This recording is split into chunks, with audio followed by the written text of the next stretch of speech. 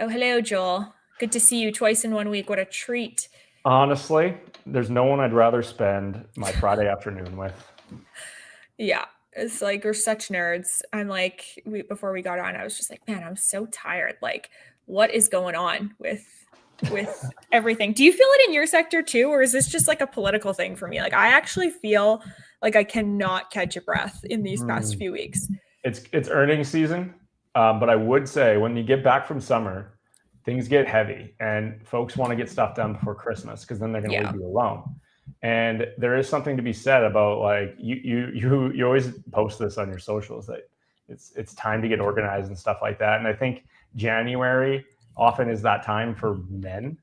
Women maybe have more frequent, they address this more frequently, but the reality is that in my industry, people try to clean everything up prior to Christmas and after summer, and we have a very impactful and important quarter to talk about with regards to like AI capex, that sort of stuff. So markets are very volatile at the moment.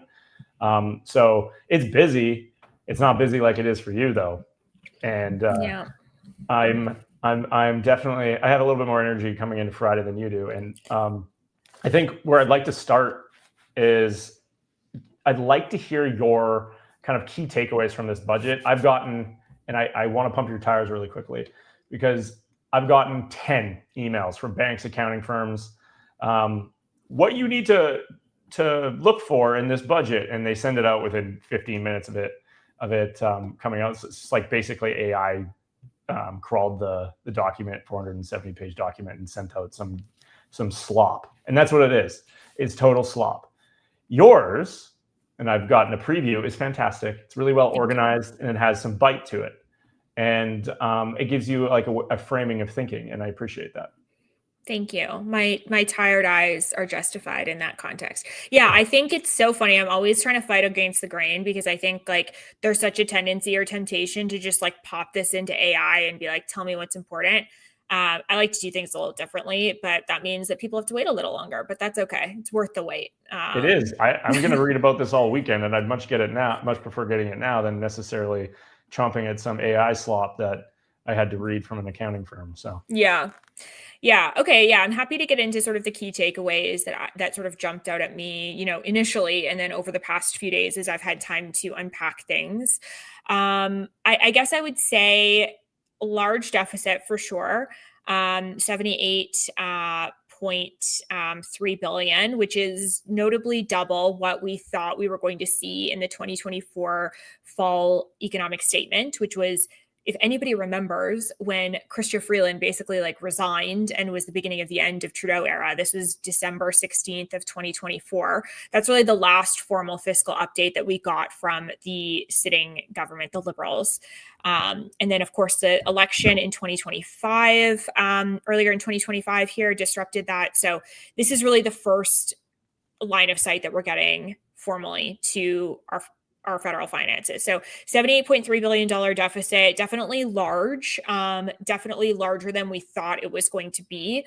I've been getting in sort of like little tiffs with all of my conservative friends because, of course, it's not something like, but deficits are not something that conservatives like to see. And of course, this deficit is significantly bigger than we've seen in the past couple of years. But I'm at least somewhat encouraged that the deficit is not on, planting 8 million trees with $3 billion allocated towards it. Like, I'm at least excited that some of what the Carney government has decided to put money into could very well manifest into positive investments down the road. I'm not sure if it was him that first, or if it was he who first said it, but Matt Gurney from The Line, who's just a great reporter. He and Jen Gerson run The Line. They have a podcast as well, and it's a shout out to them. They're so great. But Matt said something really interesting in terms of analyzing the budget that I want to reflect here. He said, this is a generational budget, and I'm afraid that it's going to take a generation for us to realize the impacts of it. So I guess from a top level, we're seeing a large deficit. We're seeing significant spending. We're seeing our debt increase. We are not seeing anything in this budget that goes directly towards affordability measures or anything that's going to help pocketbooks at the outset. But we do see sizable investments in defense, for example, artificial intelligence, a little bit of a new clean energy strategy with some positive news there. We can get into sort of the nitty gritty of what it all means, but I would say that one of the most fascinating things that I think has transpired from Mark Carney and the allure that he has had and the attraction that boomers have to him is, and others too, I won't just say this about boomers, but when you really like somebody and you have decided that that person's intelligent and amazing, there's virtually nothing they can do that will convince you otherwise, even if their actions are not necessarily in alignment with that characterization. I think of this budget as being that way as well.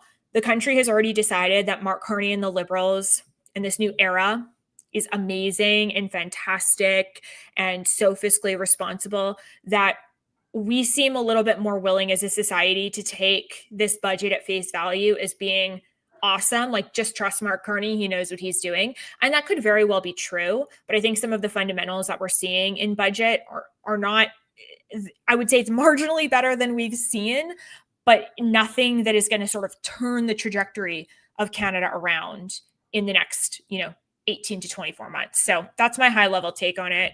Curious of yours as well. So and then we can generate. So this is like a generational turning point. Well, just like a generational budget, like nothing like we've ever seen before. Investments and, and this word investment as well has been thrown around of like the characterization of the spending as investments, because if you're making an investment, it's not as bad if it's a deficit, but if you're spending, then it's bad if it's a deficit. So lots of like political language like that floating around. Of course. It's all about framing. I suppose there's like a little bit of truth to that. I think from my perspective, and I would say the broader market's perspective, the currency traded down post budget release, deficit release, and we'll call it key metrics. What does that tell you? Does that mean that Canada became a more attractive place to invest versus the US dollar? Absolutely not. However, I would like to point out a few things that I think market participants do care about. And there's a few little tidbits here and there from a market structure perspective and like the TSX composition that I think are a little bit interesting. I have been our last 6 conversations talking about the carbon cap needing to be removed. It is an enormous mistake that it was ever even brought to the table. And I think that from a generational budget perspective, let's say you use that framing, the carbon cap being removed is a generational change from what we got so lucky to experience for a decade. And now we're shifting away from it. So it's as though we are now changing gears back to the way we used to handle things back in the 90s. So in early 2000s. So, okay, yes, agreed. I would also say that there is a lot of very interesting verbiage around the handling of stablecoins, crypto, things that are very forward-looking and innovative that I really appreciate, and I think gives investors and just market participants a how do I put this?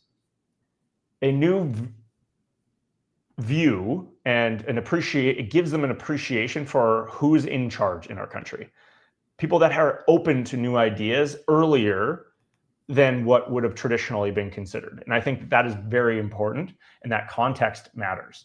So that signal, I think, was really important, and they did a good job of doing. But rolling back to the items that I think are perhaps things that we should be pinpointing. I mean, from a political perspective, I care very little. Obviously, I care that who wins, who loses, and the winner, what they want to accomplish. I was a little bit disappointed with the fact that they promised all of this stuff around housing affordability, and they effectively delivered on 1.5 of them. Our housing minister is a former municipal politician from Vancouver, and we know how housing is in Vancouver. So I was never holding my breath when he came into that role, no shade, that we were going to see transformational change. Yeah, I mean, I'm also not a big believer in government solutions for market problems. And, we have an enormous supply issue, and they're trying to tackle it from a demand, and it's always been the case. It's just like, oh, we're gonna remove GST, and like that's gonna drop prices. Anyway, that was a little bit of a disappointment for me, but at least they're doing something about it. Now on the demand side, they're slowing down or putting I think some visibility into what to expect from a population growth perspective. And I think that goes a long ways. So having some idea of what we should expect, and maybe you can tell me this, is this normal that we put out a guidance on population and immigration control? Is that normal? I think it is normal. I mean, budget always includes a lot of different economic indicators, not just on what you're spending, but like what we're expecting to bring in for revenue, what we're expecting GDP growth, CPI, employment, because unemployment and employment is a huge driver of GDP growth and the way in which that integrates. And GDP growth assumptions have a lot to do with how much debt is manageable for us, what we believe growth expectations are going to be, which feeds into, personal income tax and corporate income tax profits and the sort of investment outlook in that way. So yeah, I think it is. I mean, they always do talk about immigration and population growth, but I think that uniquely in this budget, people are starting to connect the dots between the pressures that we see on our infrastructure and our public systems and the immigration ethos that we've had, for the past 10 plus years, and how we reconcile those policies in a way that sort of gives us a sense of like, is our immigration policy and our approach to immigration going to be helping or hurting our prospect of economic growth? So I do think, there's certainly more attention being paid to it this budget because of how in vogue that topic is now. But it is always, I think, a major consideration, or should be, for governments that are building these fiscal plans. So, okay, that's a great answer. The thing that I want to kind of drive towards is also we'll call it the expenses side of this budget, where they're going to kind of drive the bus for certain parts of the market. And for the longest time, our federal government has had an enormous hand in the energy market. They have not allowed for it to just operate based on opportunity. It's very influenced by egress, basically how we get our like things that we pull out of the ground to market. Egress is like your transportation and shipping, et cetera. That it seems like it's being reformed a little bit from the top down, and I'm I'm excited to see that there's a step function change there. I am a little bit concerned about like, what does strengthening methane regulations mean? I don't understand what the expansion of carbon capture and like the utilization of storage technologies is going to be. I do believe that is going to answer a few questions in terms of this is promoting some technological investment, that sort of thing. And I do think that the carbon cap removal isn't just great for oil and gas, but it enables very energy intensive industry to be moved to Canada from tariffed countries that America has very clearly attacked or made it quite obvious to them that they want to bring this back home. And this is never more evident than with steel and aluminum. For those that don't know, aluminum takes an enormous amount of energy to produce. And a good reason as to why we have actually exported a ton of rare earth manufacturing and refining out of our country and more broadly into the United States is largely because of the capital that it takes and the energy intensity and the carbon. So what have we done? We've exported that to China, we've exported it to India, and they've now created a price structure so that they can hold it and wield it on us when they want to negotiate trade terms. I do think that moving forward, we're going to see some of that reverse back to North America specifically, and having a carbon capture or a carbon cap removed on this industry enables us to utilize our very cheap energy to produce locally minerals and products, batteries, magnets, really important material and industrial equipment that needs to be sold into the United States, into Mexico, and more broadly into Europe. And that is a very good change. So I personally view that as being just this tremendous shift. Now, investment attraction and how this impacts us over the next 3 years, I'm curious to see what you're hearing. And because I know for myself, it certainly makes me more interested in a part of the Canadian market that I haven't been for some time. Yeah, so I'll go back to just sort of talking about the energy side of things. So the important thing to note on the emissions cap is that it wasn't fully implemented at this point. So the signal that we are seeing in budget 2025, which we don't have, we don't have confirmation yet, but they seem to indicate that they are going to be walking away from the oil and gas emissions cap, which is definitely good news for Alberta. They've said that they're going to do some other things, though, in terms of addressing emissions and that side of things through their new climate competitiveness strategy. So we see that they're likely going to walk away from the oil and gas emissions cap, which is, I think, good if they do that.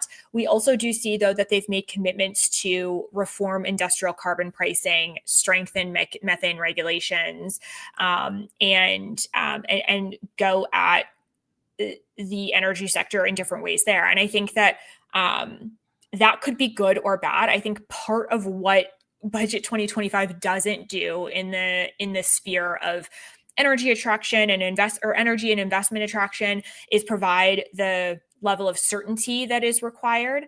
Because to say that you're going to walk away from one thing and then adjust 3 or 4 other things without providing the specifics on what you're adjusting those things to be, I think does leave a fair bit of uncertainty in the market when it comes to that stuff. And so hopefully the federal government and the stakeholders that are concerned and impacted by these signals can sort of get some clarity on that in the next little bit. But again, I come back to, these are good signals, but unless we do, there's a difference between politics and saying things and the regulatory and uncertainty that comes with something not yet actually having dotted the I's and crossed the T's. And so I think that level of regulatory uncertainty, it's a good sign. And I would agree with you that it does seem like the Carney government is looking to signal that they'd like to reset the relationship on this file. But I think I do want to wait and see on what actually comes of some of this before we sort of,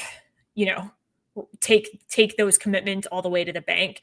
And I'm sure many in the energy sector are looking at that as well. Of course, some positive advancements on the CCUS side, the carbon credit that we or the investment tax credit that we knew was coming and needed details on, and these types of things as well. On the investment attraction side of things, we've definitely seen that continued investment in the Critical Mineral Sovereign Fund. We've seen continued investment in some of these venture and growth funds, and some investments in AI infrastructure as well. And one important aspect, I think, of that is allowing the Canada Infrastructure Bank to make investments in AI infrastructure. Just to give you a sense, the CIB, Canada Infrastructure Bank, has a mandate to invest in major projects and projects that are going to help build Canada, and to expand that mandate to be able to include that AI side of things, I think is a good thing. Usually they were investing in like ag and energy and those types of projects. So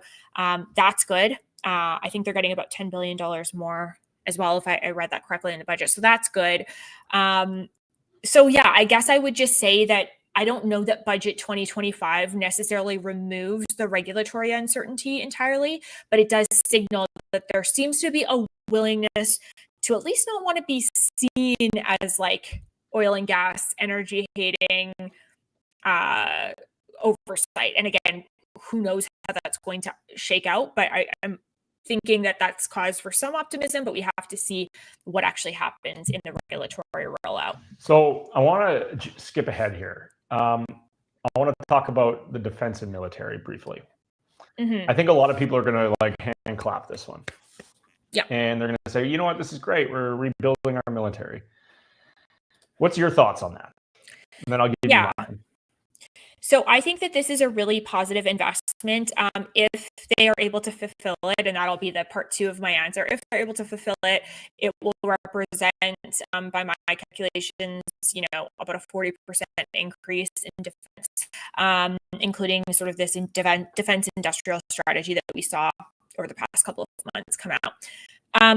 I think that part of the struggle with anything in government is that there's a willingness to allocate funding toward it, and that's what we have to remember as well. Budget is basically saying, because governments, which is the executive arm of government, have to get approval from the legislative arm of government on where they're allowed to spend. So it's basically like you're going to mom and dad being like, hey, I'd like to have this much money to spend in each of these ministries on these things. Whether or not you spend that money, whether you spend below that money or can get that money out the door, is a matter of state capacity. And I think part of the struggle in our defense and military sphere is that state capacity aspect. It's one thing to make the funds available. It's another thing to deploy them quickly and efficiently and in a way where it actually does represent an increase in spending. From a notional perspective, it is good that Carney has committed to meeting our 2% NATO target, and he's actually going to step further by saying that he will meet that 5% target over the next decade, 5% of GDP over the next decade, which is good. But again, I want to see how that money disseminates throughout the economy, or throughout the sector rather, before I'm like clapping my hands too hard about it, because state capacity is not the strong suit of the federal government or any government in recent years. I completely agree with everything that you're saying. I want to point one thing out though. This used to be the benefit of being the United States' best friend, is that we didn't need to run a defense spend over a 5-year period of $82 billion. We didn't need to. We could just keep it around 1%, not even think about it. It's kind of like people that live in your parents' basement. They don't have to worry about a mortgage. They don't have to insure the house. It was kind of nice not having to do that. And now we have at least in the next couple of years, we have a president that has taken that very seriously. And you know what? If I was an American, rightfully so. However, as a Canadian, I'm kind of sad about it. I just want to point that one specific piece out. Okay, I have one more thing to say about that, unless you're going to talk about defense. No, go ahead. I would add one more nuance to that. It's as though you're living in your parents' basement, but before it was like a very high, income neighborhood that was relatively safe. I think we're now living in a neighborhood that's not the best part of town, which is this sort of characteristic of seeing global powers like Russia and China. We're coming out of a unipolar world where the United States was the world power. We're entering a multipolar world. So yes, I agree with you. Our relationship with the United States is important, but I think also we do have sort of we're quite close to Russia, as we're talking about, right? Like we have our own thoughts on that as well. And there's other threats that have emerged that were not threats in, just 10, 15 years ago in the way they are today. I guess shifting gears a little bit, we did get a question in, and I think it was actually quite prescient and a good one. And without reading the entire thing, the person asks, the structure, or rather, I feel like our budget doesn't reflect our reality. What about the focus of our system, the structure of innovation, our culture, and the way our institutions operate? Our system doesn't seem to mirror the progress we truly need. And he didn't give additional context to that. I'm representative of culture. I think that Canada struggles with this a lot. Me specifically addressing that point. We are a country of 40-ish million people that is spread across the second largest land mass in the world. And culture in Alberta is different from culture in Vancouver. The culture of Toronto is different from the culture of Vancouver. The culture of Toronto is different from the culture of Alberta. And I think that this is oftentimes a good reason why we have so much political divide in our country. We have sections of and more broadly across the country itself that have just different ways of life, different ways of earning an income, and a dependence on certain parts of our economy that are just tremendously different than each specific area. And that, I think, contributes to that divide. And so crafting a budget that is going to scratch everybody's backs is challenging.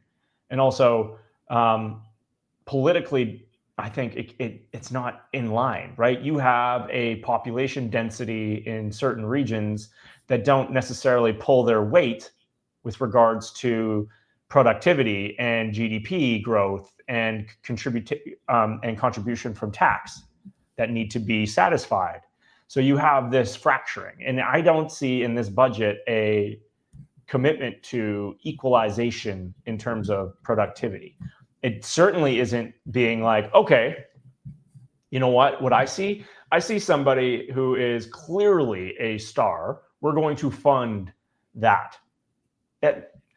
Currently, that's not what's happening. And certainly they're scratching as many itches as possible, but it doesn't seem like they are directionally supporting innovation and the areas that have momentum. Because I know for a fact, as a portfolio manager and investor, you know exactly what you do. You let your winners ride, and then you fund them, and then you scrap the areas that are dead. But that is very difficult to do politically because it doesn't necessarily work. So I don't think that that perfectly answers the person's question, but I think it was important for me to say because this comes back to what we often talk about in our conversations, the disconnect and the major issue we have in this province or in this country, because it's just a reality that we are constantly scratching an itch or scratching the backs of people that aren't perhaps pulling their weight. And that's because there's just so much political value to doing that. Mm-hmm. Yeah, that's always the struggle with, that's been a struggle in Canada since, 1867, before 1867. Like this is just a, founding struggle of our federation and having such a large country that operates in the way that we do in a parliamentary system. I would say that I think this person, if I can sort of assume, is that this budget maybe doesn't propose the sort of breadth and depth of change that's required. I think it's interesting, and it kind of mirrors what you were talking about earlier, Joel, in terms of it can't really serve everybody. I think this is part of the struggle and why people on the sort of conservative side of things take such issue with the large deficits and the heavy government involvement when it comes to energy regulation, for example, or sort of getting in the muck of places that are either constitutionally supposed to sit with the provinces or on issues that would just be better handled by governments that are closer to the people. I think that does become problematic when, you have government that becomes big for political reasons because you can sort of directly have a hand in awarding money in this area or picking winners and losers in this area. And that's why I think that doing that is so dangerous, is because once you start, it's very difficult to stop because your political fortunes are so tied to it. So I would agree with the person who popped in that question and sort of what you're saying, Joel. I just think that the fundamental change that I think Canada needs to address when it comes to this is getting out of the way in all areas. So in areas where it has heavy control in the economy, in areas where it is not willing to sort of open the floodgates on investment for one political reason or another. And I think that the reason why that can be difficult is because I think it is a little bit of a cultural thing. Like we've talked about this before, Joel. It's the people who, this is going on in so many aspects and now I'm just dragging on, but I think that the culture dynamics are very interesting in today's day and age. Like people are sort of voting against their economic interests in favor for vibes in certain cohorts. And then other people are sort of voting against vibes and for their economic interests. I don't know if that makes sense, but it's like we maybe just don't have a lot that's binding us together as a country in the way that nationalism in the past has for the United States. It's a long drawn out answer. I don't know if I'm No, that does striking anything, touch on it, right? And I think that this budget doesn't do a fantastic job of letting our winners run, but that's largely because the boat, the proverbial ship that we're on, the political ship, doesn't turn as quickly as we'd like it to. And interestingly, I give Donald Trump props to this, because for those that don't know what an Overton window is, he is the type of person that expands the Overton window, the things that we actually perceive as being possible that could happen. And it goes both directions, right? Like if you've got the worst things in the world could happen, and some of the most outrageous and incredible things could be achieved. And this is me just bringing this up because it takes a certain type of politician to be able to turn a boat quickly. Mm-hmm. And I actually believe that this, call it 4-year period, is a generational moment where we have a paradigm shift technologically. We have the opportunity to change the way we have long treated carbon, and we'll call it like the environment, where in many circles, I don't know if anybody's recently read Bill Gates' most like the piece that he penned in the New York Times, where he talks about like CO2 and carbon capture is effectively solving climate change.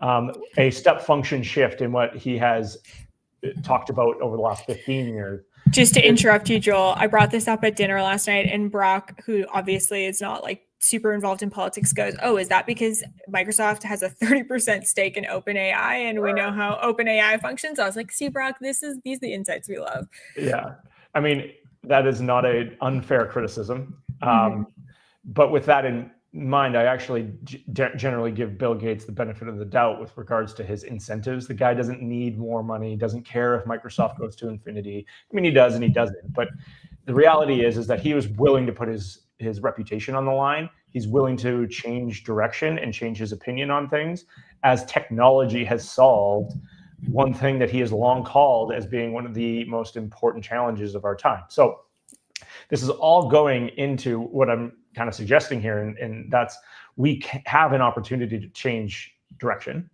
to rotate the boat. Donald Trump has this ability to, he could turn the Titanic faster than most. And that's a function of how he is as a politician.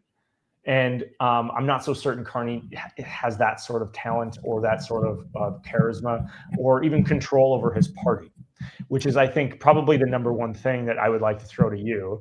And does he have the ability to, one, get this budget passed, and two, make big splashes? Does he have that sort of credibility at the moment? And does he have the votes to do it? Yeah. So one thing on the Trump-Carney comparison when it comes to the ship analogy, Trump can change the ship because he can get the private sector. If we think of the private sector all having those like little engines that you like pop into the water, the number and sheer size of those engines that Trump has, he can play the political game and then stick those engines in the water, and then you're going whatever direction you want to go, like gangbusters. The problem with Canada is that we have oars, not little boat motors, if that makes sense. So yeah, definitely the political calculus happens in the same way of like, let's get everybody on board and go towards the direction. But definitely the capacity that you have internally to advance that direction is really important. And that I would argue is largely private sector driven. I think that when it comes to the political sort of calculus of this, Carney, earlier this week, Life Comes At You Fast, was 3 seats short of being able to get to the 172 seat number needed to pass this budget. And now he's 2 seats short because we had a Nova Scotia MP from the Conservative caucus cross the floor into the Liberal caucus. And then we've had a couple of other sort of musings of Conservatives either resigning or being rumored to cross the floor. Don't want to get too much into that, but I think that Carney is going to be able to pass this budget. The first sort of vote that we'll have on that, we've had some votes on amendments, but the first sort of vote that we will have that truly tests that, I think, will be the week of the 17th. They're on break next week.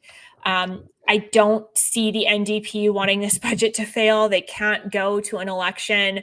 I don't see it as being out of the question that Carney can find a couple of other votes elsewhere. I don't know exactly where he'll find those votes, but it's just a matter as well of like a few people from other parties staying home and not voting either. So again, this becomes politically complicated when we look at the math, but I actually don't think that he'll be able to pass it. And I actually think that by the end of this session, Carney's going to be operating with an effective majority government, and we won't be going to the polls likely until 2029 on a 4-year schedule. I don't, time will tell. Politics happens quickly, but that's sort of the tea leaves that I'm, as I'm reading the tea leaves, I don't think that we're going to have the kind of uncertainty that we thought might occur even just days ago. I actually tend to agree with most of what you just said. I will like to now ask one more question. We just had a MP pull out locally. Yep. What does that mean for the Conservative Party? It feels as though they're unraveling. Yeah. So Matt Genereux in Edmonton Riverbend has said that he will be resigning his seat, but it's important to note he doesn't sit as an independent currently. He's still in the Conservative caucus. He will be resigning at some later date, according to his statement, so likely in the spring or something like that. And then there will be one last Conservative in the House, and there'll be a by-election in that seat. I would say that it's not a great look for the Conservatives. Like the floor crossing itself was not great, even if you don't like floor crossings. The resignation, because there was like some surrounding gossip around it that it was actually going to be another floor crossing. But I mean, the member from Edmonton Riverbend, Matt Genereux, has said that that's not true. He's resigning for family reasons. So we'll take him at his word for that. I think that it just sort of signals the fragility of being in an opposition government when you're not dealing with a incompetent prime minister. Like Carney, I don't care how conservative you are, I don't care how, NDP you are, you can't sit at your desk and think that what we're seeing in Mark Carney isn't a shift in a positive direction from Trudeau. I'm not saying that Carney is going to be better and is going to fix things in the way that we need him to. I think that's yet to be determined. And I don't think that this budget is showing that he has a magic wand to do that. But most people are not looking at things that deeply. Most people are looking at what they see and the impressions they get. And I think that Carney gives that impression. It's important for us, people like us, to be diving into the details on that so people can really understand whether the signal and the noise are aligned. But I think that it's not a great look for the Conservatives. It's not a great look for the Conservatives. It is going to be an issue for Poilievre if it doesn't wind, if this continues, like if there continues to be unrest. But I had mentioned, I did some media this morning about this, and I mentioned this morning, it's almost because of the fact that it seems like Carney's going into this more stable governing as a majority position. It's less an issue for the public than it is for internal members of parliament within the Conservative caucus. And Poilievre has a leadership review coming up in January. So it's almost like an internal matter for the party of like, will party members and caucus continue to support him? And I think that if they do, that his leadership is not in trouble. I just don't think that the pressures are going to be external at this point. I think that the pressures are going to be internal, and it's going to be over inside baseball politics. Like, for example, there was a lot of allegations. The MP that ended up crossing the floor wanted to be deputy speaker.